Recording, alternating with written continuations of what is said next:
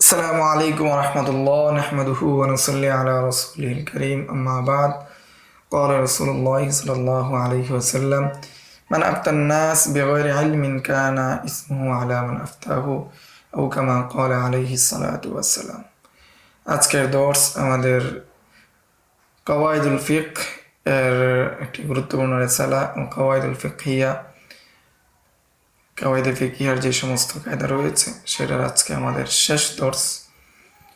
তো শেষ দর্সটা শুরু হচ্ছে আমাদের 421 নম্বর মূলনীতি থেকে। 421 নম্বর মূলনীতি হচ্ছে আল ইয়াকিন লা ইয়াজুলু বিশাক্কি। ইয়াকিন যেটা রয়েছে সেটা শকের মাধ্যমে দ্রবীত হবে না, শকের মাধ্যমে বাতিল হবে না। তো এই বিষয়ে আমরা পূর্বে কায়দা পেয়েছি। কারো যদি তায়াম্মুমের ইয়াকিন থাকে তাহলে এমত অবস্থায় যদি তার হদসের সন্দেহ হয় তাহলে তায়াম্মুম বাতিল হবে না। অনুরূপভাবে কারো যদি হদসের বিষয়ে ইয়াকিন থাকে, এখন যদি সে তায়াম্মুম করেছে কি করে নাই বা উযু করেছে কি করে নাই এই বিষয়ে যদি সন্দেহ করে তাহলে তার হদস থেকে সে মুক্ত হবে না, বরং তাকে উযু করতে হবে। এটাই 421 নম্বর কায়দা আল ইয়াকিনু লা ইয়াজুলু বিশাক। ইয়াকিন যেটা রয়েছে সেটা সন্দেহের মাধ্যমে যাবে না। 422 নম্বর কায়দা মূলনীতি হচ্ছে ইয়ালজামু মুরাআতুশ শারতি বিকদরিল ইমকান। যে শর্তের বিবেচনা করা হবে, শর্তের দিকে গুরুত্ব দেওয়া হবে যতটুকু সম্ভব। মিম জিম দ্বারা উদ্দেশ্য মাজাল্লাতুল আহকামিল আদলিয়া। মাজাল্লাতুল আহকামিল আদলিয়া থেকে এই কায়দা বা মূলনীতি গ্রহণ করা হয়েছে। এখন যদি মোদাকে বলে যে আমি তোমার কাছে আমানত রাখছি, কিন্তু তুমি এটাকে হেফাজত করবে তোমার স্ত্রীর মাধ্যমে। এখন যদি মোদা যে রয়েছে সে যদি তার স্ত্রীর মাধ্যমে হেফাজত করা ছাড়া অন্য কোনো মাধ্যমে যদি সে হেফাজত করতে সক্ষম হয়, তারপরে যদি তার স্ত্রীর কাছে রাখে সেই মাল ধ্বংস হয়ে যায়, তাহলে তার যেমন আসবে। এমত অবস্থায় যদি মুদা তার স্ত্রীর নিকট রাখা ছাড়া অন্য কোনো রাস্তা না থাকে, তারপরে যদি তার স্ত্রীর কাছে রাখে তাহলে সে জামিন হবে না। এটাই 422 নম্বর কায়দায় বলা হয়েছে ইলজামু মুরাআতুশ শারতি বিকদরিল ইমকান। যদ্দূর সম্ভব শর্তের বিবেচনা করা আবশ্যক। 423 নম্বর কায়দা হচ্ছে আল ইয়ামিনু ইযা আকাদাত আলা সিফাতিন কানাত সিহহাতুহা লি সিফাতি মাহাল্লিহা। যখন কোনো কসম সিফাতের সাথে হয় আর ওই সিফাতটা যদি ওই জায়গার মধ্যে থাকে তাহলে সেটা বিশুদ্ধ বলে গণ্য হবে, অন্যথায় বিশুদ্ধ বলে গণ্য হবে না। নুন দ্বারা উদ্দেশ্য তাসিসুন নজর কিতাব থেকে এই কায়দা বা মূলনীতি গ্রহণ করা হয়েছে। উদাহরণ হিসেবে বলা হয়েছে যদি কেউ বলে ইনলাম আশরাবিল মাআ ফি হাযাল কুজি আল ইয়াওমা ফা ইমরাতুহু তালিকুন। যদি কেউ বলে আমি যদি এই কলস থেকে আজকে পানি পান না করি তাহলে তার পানি পান না করি, এমত অবস্থায় সে যদি বলে তাহলে আমার স্ত্রী তালাক।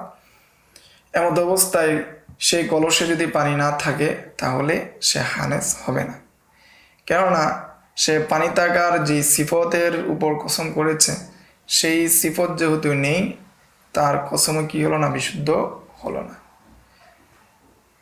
আর যদি সেই কলসে পানি থাকে আর সেটা রাতের পূর্বেই কি করেছে, সে পানি ফেলে দেওয়া হয়েছে, তাহলে তরফাইন ইমাম আবু হানিফা এবং মুহাম্মদ রাহিমাহুমুল্লাহর নিকট সে কি হবে না, হানেস হবে না। কিন্তু ইমাম আবু ইউসুফের নিকট সর্ব অবস্থায় সে হানেস হিসাবে বিবেচিত হবে।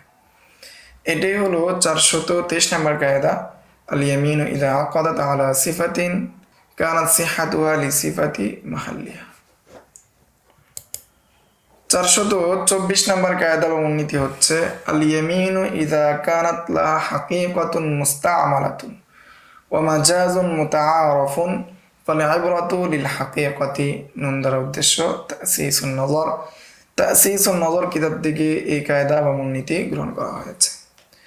তাহলে 424 নম্বর কায়দা হচ্ছে যখন কসম করা হয় কিসের উপর, এমন কোনো বিষয়ে কসম করে, এমন শব্দের মাধ্যমে কসম করে যেটার হাকিকতটাও সমাজের মধ্যে ব্যবহৃত এবং তার মাজাজটাও কি সমাজের মধ্যে ব্যবহৃত, ওই ক্ষেত্রে হাকিকতের অর্থ নেওয়া হবে।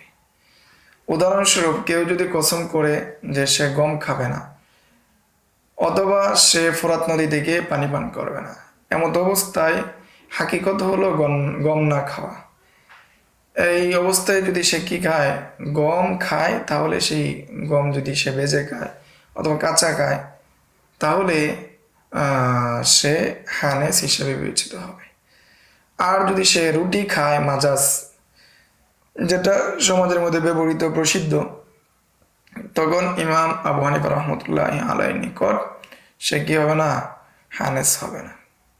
আর সাহাবাইনের নিকট অর্থাৎ ইমাম মোহাম্মদ এবং ইমাম আবু ইউসুফের নিকট সে যদি রুটি খায় অথবা গম খায়, উভয়টার মাধ্যমে সে কি হবে, হানেস হবে, উভয়ের ক্ষেত্রেই প্রযোজ্য হবে।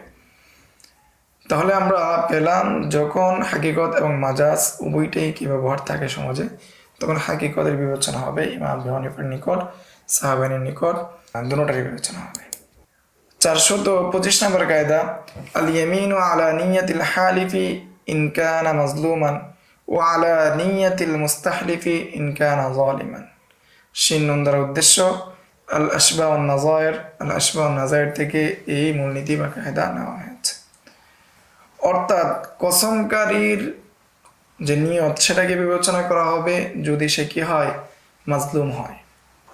আর মুস্তাহলিফের নিয়তকে বিবেচনা করা হবে যদি কসমকারী জালেম হয়। মুস্তাহলিফ না, যে কসম চাচ্ছে, মুস্তাহলিফ মানে যে কসম চাচ্ছে, যে কসম দেওয়াচ্ছে। এখানে এমিন দ্বারা উদ্দেশ্য আল্লাহ নামে কসম করা, ফলে যে কসম করাচ্ছে তারটাই বিবেচনা করা হবে কসমকারী যদি কি হয়, জালেম হয়। এই সবটাই হবে ইয়েমিনে গুমুসের ক্ষেত্রে, অতীতকালীনের কসমের ক্ষেত্রে। আর ইয়েমিনে মুনাকিদা যদি হয় তাহলে সর্ব অবস্থায় কসমকারী যে হালেফ তার নিয়তি বিবেচনা করা হবে, অন্য কারো নিয়ত বিবেচনা করা হবে না। আমরা শেষ কায়দায় চলে এসেছি। 426 নম্বর কায়দা হচ্ছে ইউখাযু ফিল ইবাদাতি বিল ইহতিয়াত, যে ইবাদতের ক্ষেত্রে ইহতিয়াতের বিবেচনা করা হবে, ইহতিয়াত করা হবে, অর্থাৎ যেটার মধ্যে ইহতিয়াত থাকবে সেটাকে গ্রহণ করা হবে। এই বিষয়ে কায়দা পূর্বে গিয়েছে। তাহলে 1 নম্বর কায়দা শুরু হয়েছিল ইন্নামাল আমালু বিন্নিয়াত, উখরাবি ইবাদতের মাধ্যমে শেষ কায়দা নিয়ে আসা হয়েছে ইবাদতের বিষয়ে। তাহলে ইবাদতের ক্ষেত্রে ইহতিয়াত, এখানে হাসিয়ার মধ্যে যে উদাহরণটা দেওয়া হয়েছে সেটা হলো যদি আমিরুল মুজাহিদিন তাদেরকে দারুল হরবে নিয়ে যায়, এমত অবস্থায় দারুল হরবের দূরত্ব যদি কসর পরিমাণ না হয়, তাহলে এই অবস্থায় তারা কি করবে, নামাজকে পরিপূর্ণ করবে, ইতমাম করবে, কসর করবে না মুজাহিদরা। কেননা যখন মুজাহিদরা কি করে যুদ্ধে যায়, তখন আমিরুল মুজাহিদিন যিনি রয়েছেন তার নিয়তি কি, তাদের নিয়তি হিসেবে বিবেচ্য হবে। এমত অবস্থায় তারা যেহেতু সফর পরিমাণ দূরত্বে যায় নাই, তাহলে এখানে সম্ভাবনা রয়েছে যে তারা পরবর্তীতে আরও দূরে কোথাও যুদ্ধে যেতে পারে অথবা নাও যেতে পারে। যেহেতু উভয়টার সম্ভাবনা রয়েছে, সেই হিসাবে ইহতিয়াত যেটা সেটাকে অবলম্বন করা, অর্থাৎ ইতমাম করা, পরিপূর্ণ করা, সেটাই কি আবশ্যক। আর যদি জানা যায় যে মুজাহিদের নিয়ত এটা, যদি নির্দিষ্টভাবে জানা যায় তাহলে নির্দিষ্টটাই কি হবে, আবশ্যক হবে। এটাই 426 নম্বর কায়দা ইউখাযু ফিল ইবাদাতি বিল ইহতিয়াত, যে ইবাদতের ক্ষেত্রে ইহতিয়াত বা সতর্কতা অবলম্বন করা। তাহলে আমাদের ধারাবাহিকভাবে আমরা 426 নম্বর কায়দা পর্যন্ত কি করেছি, আমরা শেষ করেছি। তো কায়দাগুলো আলোচনা করতে গিয়ে ইলমি যে সমস্ত হকুক রয়েছে সেই সমস্ত হক অনেকগুলো ক্ষেত্রে আমার ক্ষেত্রে ছুটে গিয়েছে, সেই জন্য আল্লাহ তাআলার কাছে ক্ষমা প্রার্থী এবং আপনাদের কাছেও ক্ষমা প্রার্থী, এবং আমি সহ আপনারা দোয়া করেন যাতে করে আমার যতটুকু ভুলভ্রান্তি রয়েছে সেই ভুলভ্রান্তিটা যাতে করে আল্লাহ তাআলা আপনাদের মুতালার মাধ্যমে পুষিয়ে দেন। কাওয়াইদুল ফিকহ এর গুরুত্বপূর্ণ একটি রাসালা আল কাওয়াইদুল ফিকহিয়া এর ধারাবাহিক আলোচনা আজকের এই দর্শনের মাধ্যমে শেষ হচ্ছে।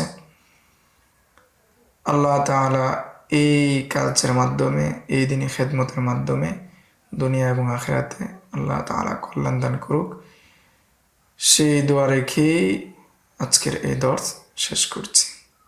সুবহানাকা আল্লাহুম্মা ওয়া বিহামদিকা আশহাদু আল্লা ইলাহা ইল্লা আনতা আস্তাগফিরুকা ওয়া আতুবু ইলাইক। আসসালামু আলাইকুম ওয়া রাহমাতুল্লাহি ওয়া বারাকাতুহু। يؤتي الحكمة من يشاء ومن يؤت الحكمة فقد أوتي خيرا كثيرا وما يذكر إلا أولو الألباب